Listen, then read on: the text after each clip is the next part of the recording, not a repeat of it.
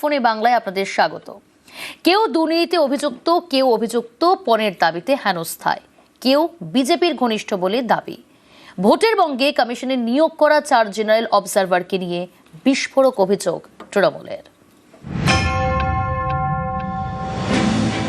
পশ্চিমবঙ্গে নির্বাচন ঘোষণা হয়ে গিয়েছে। 23 ও 29 এপ্রিল ভোট। রাজ্যে জেনারেল অবজারভার নিয়োগ করেছে নির্বাচন কমিশন। 294 বিধানসভা আসনের জন্য 294 জন জেনারেল অবজারভার। প্রত্যেক জেনারেল অবজারভার বিধানসভা ভিত্তিক রিপোর্ট দিচ্ছেন কমিশনকে। নির্বাচন কমিশন রিপোর্ট দেখে নির্দেশ দিচ্ছে, সেই মতো পদক্ষেপ করছেন জেনারেল অবজারভাররা। এই জেনারেল অবজারভারদের নিয়েই বৃহস্পতিবার একের পর এক বিস্ফোরক অভিযোগ করে তৃণমূল।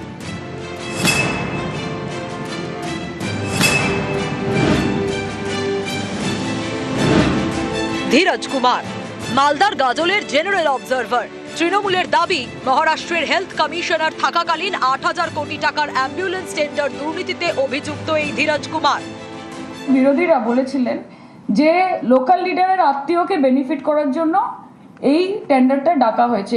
আমরা একটা জিনিস বুঝতে পারছি যে কাদেরকে বেছে বেছে আনা হচ্ছে। তাদেরকে বেছে বেছে আনা হচ্ছে যাদের বিজেপির প্রতি কোনো না কোনো রকমের দায়বদ্ধতা রয়েছে। তাদেরকে এখানে ডিপ্লয় করা হয়েছে যাতে তারা বিজেপির অঙ্গুলি হেলনে এখানে কাজ করে।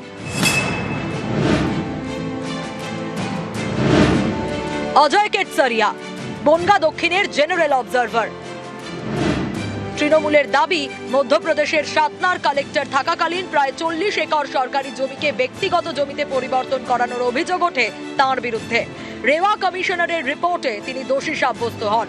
তারপরেও মধ্যপ্রদেশের বিজেপি সরকার তাকে ক্লিন চিট দেয় বলে দাবি। ছবিটা আপনারা দেখুন। অজয় কেতসরিয়া বনগা দক্ষিণের ইনি অবজারভার হিসেবে এসছেন। কিভাবে জ্ঞানেশ কুমার বেছে বেছে লোক পাঠাচ্ছেন দেখুন, তার বস অমিত শাহের পরামর্শে। এর আগে মধ্যপ্রদেশে বিজেপি সরকারের সময় সাতনায় কালেক্টরেটে কাজ করতেন। তার নামে দুর্নীতির অভিযোগ আসে। তৎকালীন মধ্যপ্রদেশ সরকার শিবরাজ সিং চৌহান একটা কমিশন চালায় এবং তাই তিনি দোষী সাব্যস্ত হন। 2025 সালে 7ই নভেম্বর গভর্নমেন্ট চেঞ্জ হয়ে যায়। তার পরবর্তী যে বিজেপি সরকার আসে তারা আবার একটা কমিশন বসিয়ে তাকে ক্লিন চিট দেন। তার মানে এক বিজেপি সরকার তাকে দুর্নীতির জন্য অভিযোগ করছে, আরেক বিজেপি সরকার তাকে দুর্নীতির জন্য ছাড় দিচ্ছে। এই লক্ষ্যে আমাদের বনগা দক্ষিণে শ্রী জ্ঞানেশ কুমার, জ্ঞানের ঈশ্বর, আমাদের অজ্ঞান করার জন্য একে পাঠিয়েছেন।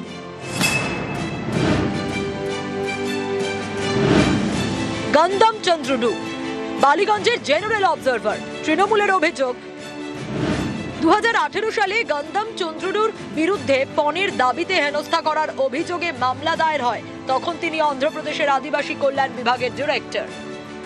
বালিগঞ্জে যে ভদ্রলোককে নিয়োগ করা হয়েছে সেটা একটা সাংঘাতিক ব্যাপার। গন্ধম চন্দ্রডু ফৌজদারি মামলা, পণ লেনদেন, ডাউরি, হ্যারাসমেন্ট অন্ধ্রপ্রদেশে করেছেন। আদিবাসী সম্প্রদায়ের সঙ্গে বিশ্বাসঘাতকতা করেছেন। তো আদিবাসীদের সঙ্গে সত্যি বিজেপি কি চোখে দেখে এই গন্ধম চন্দ্রডু সেটা দেখিয়ে দিয়েছেন অন্ধ্রপ্রদেশে। সরাসরি বিজেপির আস্থাভাজন এবং বিজেপির যাকে বলে ঘনিষ্ঠ আমলা, এই রকম লোককে আমাদের বালিগঞ্জে পাঠানো হয়েছে। এই প্রত্যেকটা ঘটনা প্রমাণ করে শ্রী জ্ঞানেশ কুমার তিনি এই 294টা কেন্দ্রে একদম যাকে বলে টোটাল স্ক্যাম করছেন। অরিন্দম ডাকুয়া উত্তর 24 পরগনার মধ্যমগ্রামের জেনারেল অবজারভারের দায়িত্বে। তৃণমূলের দাবি, তিনি ওড়িশার মুখ্যমন্ত্রীর ব্যক্তিগত সচিব ছিলেন। ওড়িশার বিজেপি সরকারের মুখ্যমন্ত্রীর অফিসের গুরুত্বপূর্ণ পদেও ছিলেন।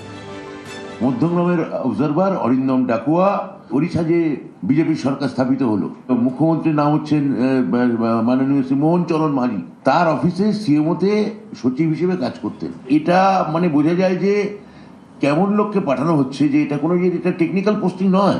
রাজনৈতিক অফিসের সঙ্গে মন্ত্রীর অফিসের সিএমওর সরাসরি লিয়াজও করতেন। তো এই সব লোকজন আমাদের এখানে আসছে। দুর্নীতির বিরুদ্ধে কথা বলছে তৃণমূল, এটাই তো জোক অফ দ্য ইয়ার। দুর্নীতি আর তৃণমূল তো সমার্থক শব্দ, দুজনকে দুজন থেকে আলাদা করা যায় না। নিউজ 18 বাংলা। ভোটের বাংলায় রাষ্ট্রপতি শাসনের চেষ্টার অভিযোগ, মমতা নিশানায় কমিশন বিজেপি। রাজ্য প্রশাসনের খোল নলছে বদল নিয়ে চড়া সুর। এসআইআর আমরা মানিনি, আমরা তো কোর্ট থেকে ভোট সব জায়গায় লড়াই করছি। আমি রাস্তাতেও 5 দিন পড়েছিলাম। এমন সময় করেছে ঠিক ইলেকশনের মুখে। ধান্দাটা হচ্ছে রাষ্ট্রপতি শাসন করে দাও, বাকি কি আছে? চিফ সেক্রেটারি থেকে, হোম সেক্রেটারি থেকে, ডিজি থেকে, সিপি থেকে সব চেঞ্জ করে দিয়েছে। এবং আমি অবাক হয়ে যাই, এত ভয় পায় যে একটা কার্সি আমার সাথে কলন পর্যন্ত করেনি তারা। এগুলো তো আমার মনে থাকবে। আমি ভিন্ডিকটিভ নই, আমার সকলের প্রতি বিশ্বাস, ভরসা, আস্থা আছে। কারণ তুমি এখানে লুকিয়ে লুকিয়ে মেঘের আড়াল থেকে রাষ্ট্রপতি শাসন করলেও মাথায় রেখো আমি একাই 100। কারণ আমি একা নই, আমার সাথে যে 100 সেটা হচ্ছে মানুষ। যদি কোনো দুর্ঘটনা ঘটে বিজেপি পার্টিকে দায়িত্ব নিতে হবে, আর ভ্যানিশ ওয়াশিং মেশিনকে। কোনো রকম ইনসিডেন্ট হলে, কোনো রকম অ্যাক্সিডেন্ট হলে, কোনো রকম দাঙ্গা হলে, কোনো রকম দুর্যোগ হলে মনে রাখবেন এখন কিন্তু আমার হাতে ক্ষমতা নেই। তা সত্ত্বেও আমি মনে করে দিচ্ছি যারা ক্ষমতা পেয়েছেন তারা যেন মানুষের কাজটা ভালো করে করবেন। চাপে পড়ে ফের রিটার্নিং অফিসার বদল। তৃণমূলের অভিযোগে ফের ভবানীপুরে বদল। সোমবারই ভবানীপুরে রিটার্নিং অফিসার বদল কমিশনের। নন্দীগ্রামের বিডিওকে ভবানীপুরে ভোটের দায়িত্ব। কমিশনের সিদ্ধান্তে সরব হন মমতা বন্দ্যোপাধ্যায়। ভবানীপুরে পক্ষপাতিত্বের অভিযোগ তোলে তৃণমূল। কমিশনের তরফ থেকে কি সিদ্ধান্ত নেওয়া হলো? কারণ চাপে পড়ে কি ফের রিটার্নিং অফিসার বদল, এই প্রশ্ন উঠতে শুরু করেছে। প্রীতি রয়েছে আমার সঙ্গে। প্রীতি, কিছুদিন আগে আমরা দেখেছিলাম যে 73 জন রিটার্নিং অফিসারকে নিয়োগ করা হয়েছিল বিভিন্ন বিধানসভার ক্ষেত্রে, এবং তার মধ্যে ইন্টারেস্টিংলি ভবানীপুর বিধানসভাও ছিল। এবং যেখানে সুরজিৎ রায় বলে যাকে রিটার্নিং অফিসার করা হয়েছিল তার বিরুদ্ধে অভিযোগ ছিল তিনি শুভেন্দু অধিকারীর ঘনিষ্ঠ। এই বিষয় নিয়ে মুখ্যমন্ত্রী মমতা বন্দ্যোপাধ্যায় তিনিও সরব হন, এবং তৃণমূলের যারা শীর্ষ নেতৃত্ব আছেন তারা কিন্তু গতকাল সিইও দফতরে গিয়ে সিইওর সঙ্গে কথা বলেন এবং এই বিষয়টা কিন্তু উল্লেখ করেন যে পক্ষপাতিত্ব বা দ্বিচারিতা করা হচ্ছে। যেহেতু নন্দীগ্রামের বিডিও ছিলেন এবং পরবর্তীতে তাকে নিয়ে আসা হয় ভবানীপুরের রিটার্নিং অফিসার হিসেবে, এবং এই নাম পরিবর্তন করতে হবে। এবং এরপরে কিন্তু কমিশন পদক্ষেপ করে এবং 3 জন আধিকারিকের নাম চেয়ে পাঠানো হয়েছে মুখ্য সচিবের কাছ থেকে। তার মধ্যে যে কোনো একজনকে ভবানীপুরের রিটার্নিং অফিসার হিসেবে বেছে নেওয়া হবে। বেশ। সোমবার মাঝরাতে ভবানীপুর সহ রাজ্যের 73 বিধানসভা রিটার্নিং অফিসার বদল করে কমিশন। যেমনটা জানালো আমাদের প্রতিনিধি, নন্দীগ্রামের বিডিওকে পাঠানো হয় ভবানীপুরে। উত্তরবঙ্গে যাওয়ার আগে এ নিয়ে সরব হন মমতা বন্দ্যোপাধ্যায়। নন্দীগ্রামের বিডিও চলে আসছে ভবানীপুরে, কারণ গদ্দারের নিজের লোক বলে।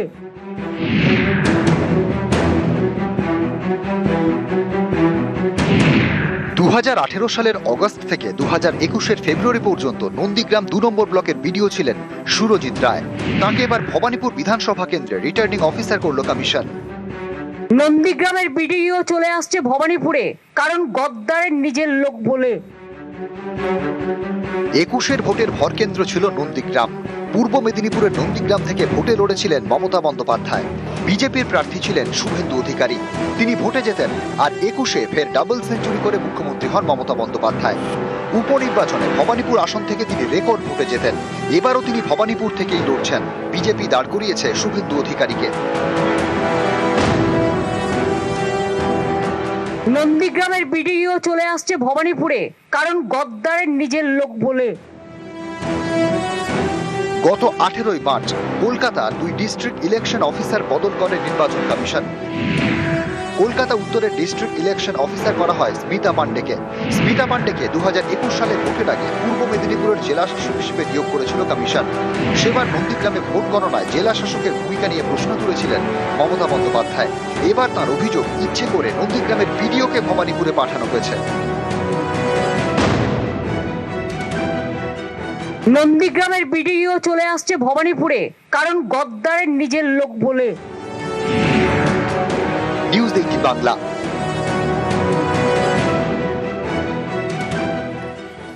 তৃণমূলের অভিযোগ মানতে চাননি শুভেন্দু অধিকারী। মাননীয় বিডিও যাকে অ্যাঙ্গেল করেছেন, ওই সময়ে আমি মমতা বন্দ্যোপাধ্যায়ের দলের মন্ত্রী ছিলাম। সেই মন্ত্রিসভার নেতৃত্ব মাননীয় মুখ্যমন্ত্রী মমতা বন্দ্যোপাধ্যায় করেছেন। অতএব কাঁচের ঘরে বসে ঢিল মারবেন না।